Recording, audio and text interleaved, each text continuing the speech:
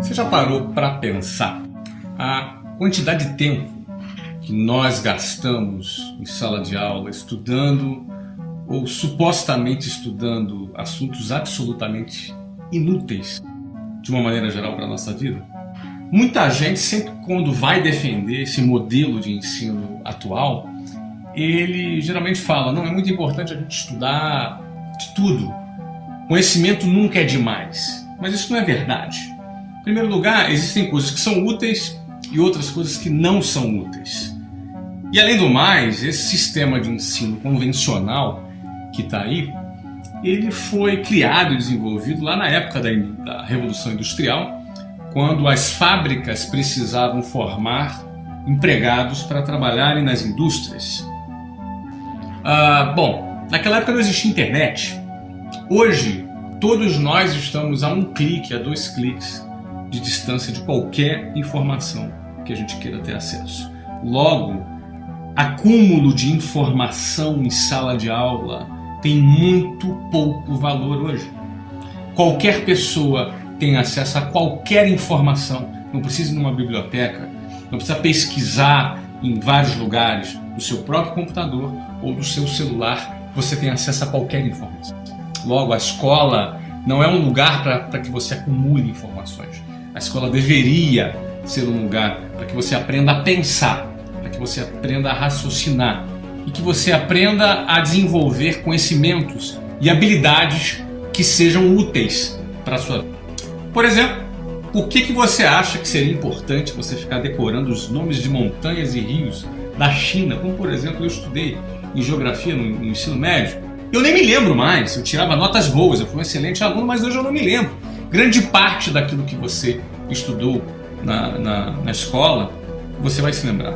Eu não me lembro da maioria das coisas, de muitas das coisas que eu estudei na escola, porque no fundo, grande parte do tempo a gente fica decorando, acumulando informações e decorando informações para a gente poder fazer prova. A gente vive nesse sisteminha artificial de decorar para fazer prova, decorar para fazer prova.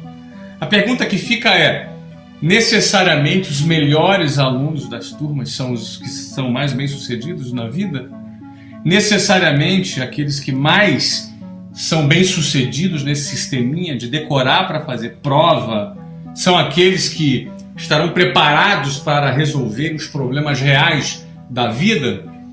A escola deveria se atualizar. A escola, além de matar a imaginação das pessoas, colocam elas dentro de uma caixa, treinam elas para pararem de pensar, para pararem de ter iniciativa e colocam as pessoas como meros consumidores passivos de informação. As pessoas sentam, um professor fala e todo mundo fica comendo e ruminando aquela informação que o professor passa para ele na sala de aula, e depois tem uma prova, que prova apenas que você soube treinar e decorar para fazer aquela prova. A maioria já esquece logo depois da prova.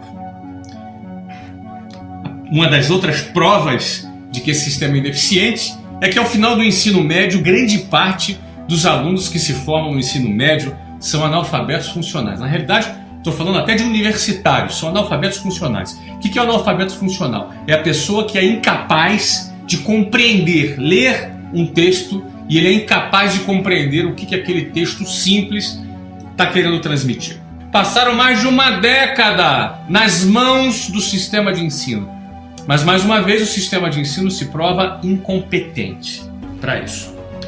Em vez disso, e se a escola tivesse um formato diferente? Se em vez de muitas matérias inúteis que se tem na escola, por exemplo, você estudasse direito do consumidor. Aí você vai falar assim: pô, Flávio, mas nem todo mundo quer ser advogado. Ô meu filho, você não quer ser advogado, mas você é um cidadão. Você precisa saber os seus direitos.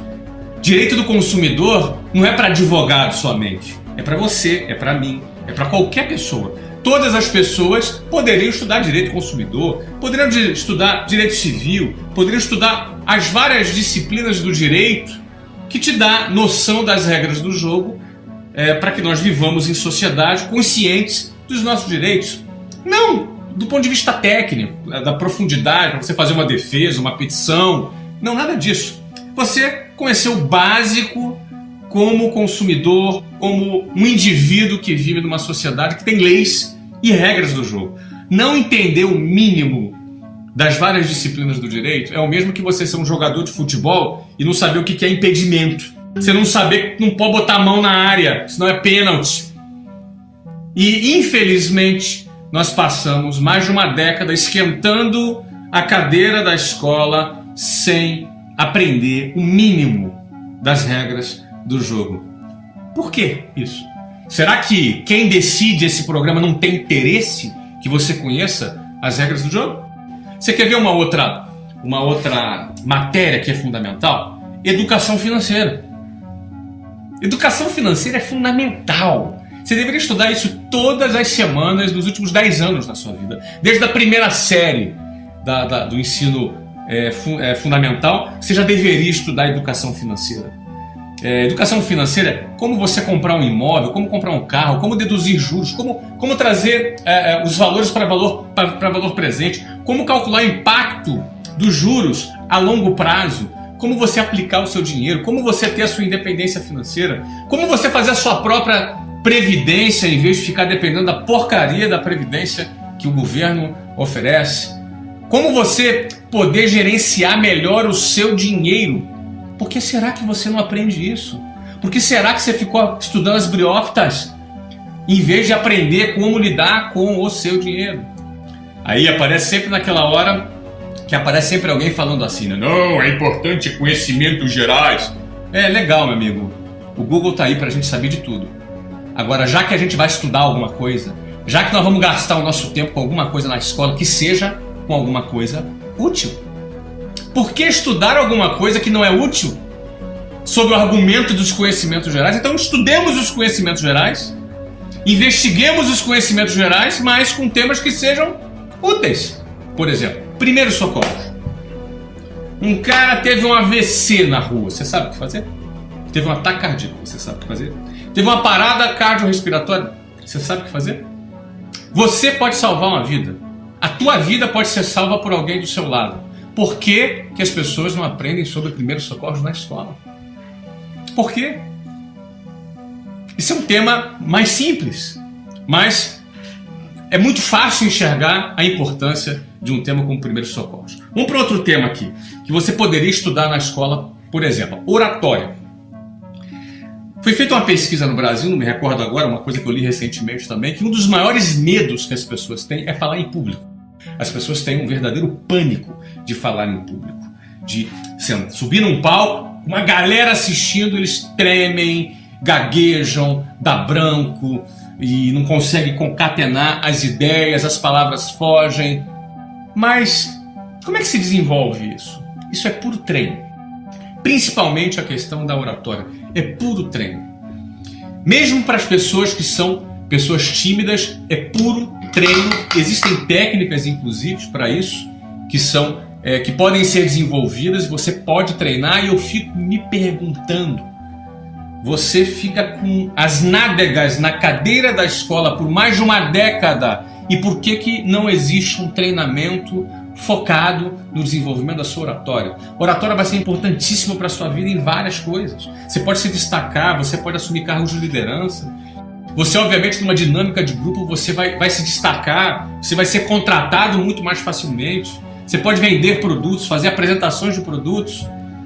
A oratória é uma ferramenta importantíssima na vida de qualquer profissional que deseja se destacar. E como você passa pela escola sem desenvolver, sem treinar a oratória, não faz sentido. Não faz sentido, porque não tem interesse. Alguém aí não tem interesse em te desenvolver e prefere manter você como um anônimo no meio da multidão? Será que esse é o passo? Bom, vamos passar para a próxima. Outro ponto interessantíssimo que poderia ser ensinado nas escolas desde o início não é inteligência emocional. A gente já percebeu que não basta ter QI, que é um coeficiente de inteligência, que é aquela inteligência acadêmica, a sua capacidade de memorizar, a sua capacidade de lembrar das coisas. Isso é bacana, isso é importante também, mas o seu coeficiente emocional também é fundamental, porque de nada adianta você memorizar bastante as coisas, não é? Mas você desistir na segunda dificuldade. Você ser consumido pela ansiedade. As suas emoções são os seus maiores amigos e o pior dos seus inimigos. Porque pelas suas emoções você pode ter inteligência para poder administrar essas emoções a seu favor, ou você ser completamente analfabeto do ponto de vista emocional, a ponto de toda hora colocar tudo a perder, abrir o bocão, falar besteira, ter reações ruins, porque as ações a gente calcula, a gente consegue calcular, eu vou fazer isso e vou fazer aquilo. Agora, muitas vezes as reações a gente não controla. Por quê?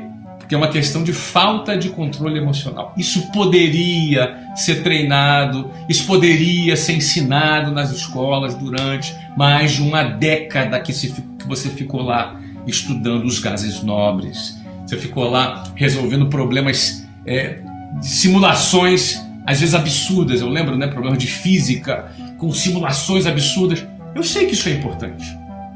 Mas não seria importante também a inteligência emocional? Fazer parte do seu currículo escolar? Esses são só alguns dos exemplos. Deixa eu dar mais outros aqui, eu estou lendo aqui, produtividade. Pelo amor de Deus! Ser produtivo no seu tempo é você realizar mais no mesmo espaço de tempo. São técnicas, são treinamentos, assistência social. A assistência social é fundamental.